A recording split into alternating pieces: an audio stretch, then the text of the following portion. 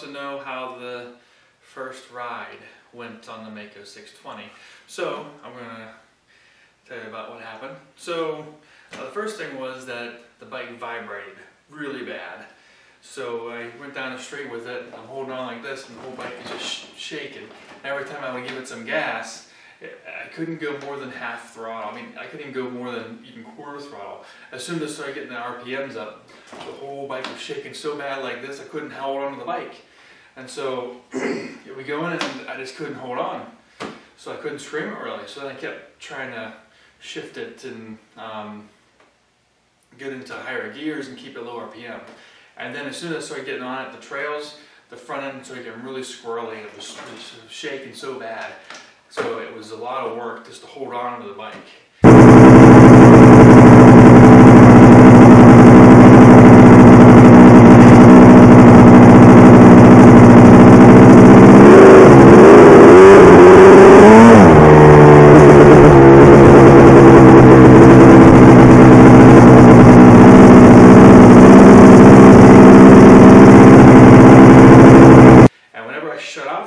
And was coasting it.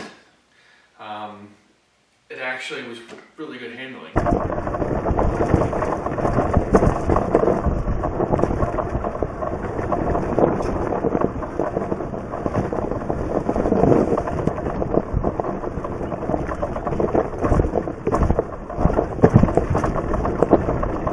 Had a lot of really good suspension. It was easy to ride.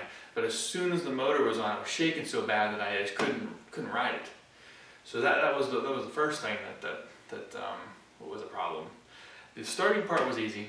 I mean, I could even sit on it and kick it over.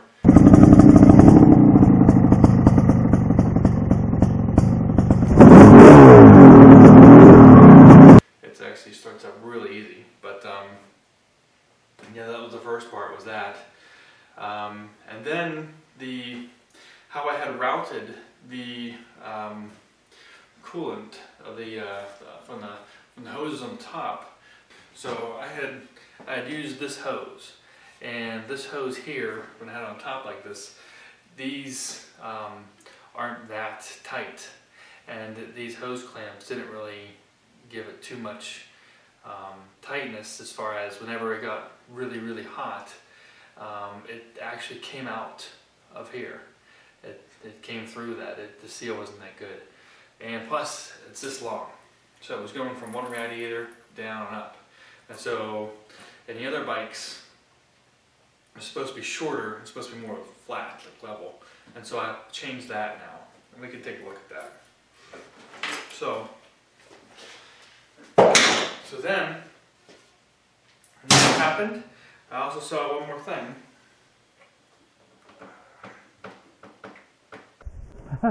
Came the back way.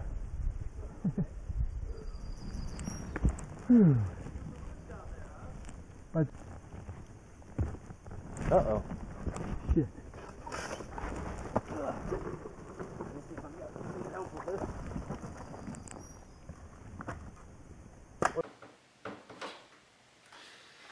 And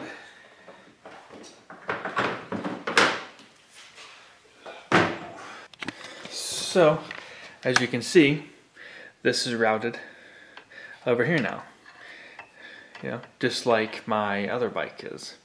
So before it was going down, and then these things weren't tight. These things should be thinner and tighter around it, and it's a shorter distance. This goes down. So I think that would be better. So the next thing I have is, after I had stopped, I had noticed that this bolt here was completely gone. There was nothing holding the headstay on. And so what had happened was the headstay was completely loose, and whenever I went riding, it fell out at some point.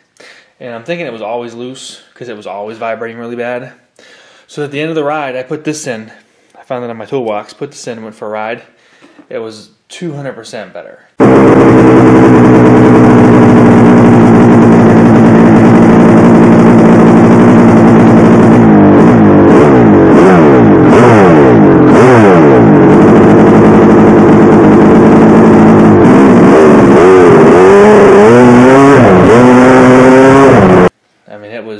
You could scream it, you could go riding fast, and I could actually control it.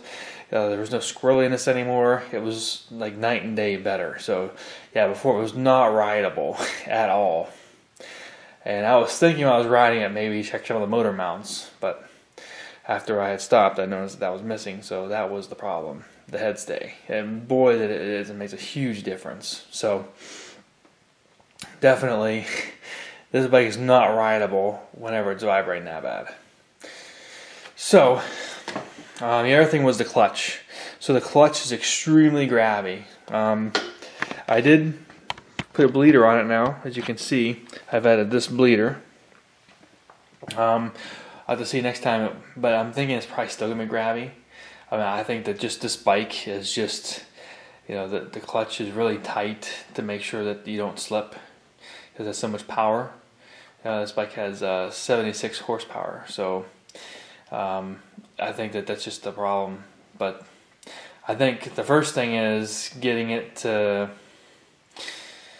not vibrate, which is what I did here, will help a lot. So next thing I'm going to do as well is I do have a coolant temperature sensor I'm going to put in here, as well as fans. I'm going to put a fan on here, and I will run engine ice. So, and I'll have another video doing that at some point later when I get all the parts in. So, but for now, that was the main thing with this bike, was it was vibrating so bad it was unrideable. In fact, it's vibrating so bad that I could feel if I closed my mouth, my teeth would clatter against each other. The bones in my finger, I could feel them banging against each other, and it was hurting extremely bad. And I just couldn't even hold on to the bike. And so when I'm going up a hill climb, I went up really slow, and I stalled it just because I couldn't hang on to the bike. And I couldn't get any speed because then the front end would start swirling back and forth. It was vibrating so damn bad.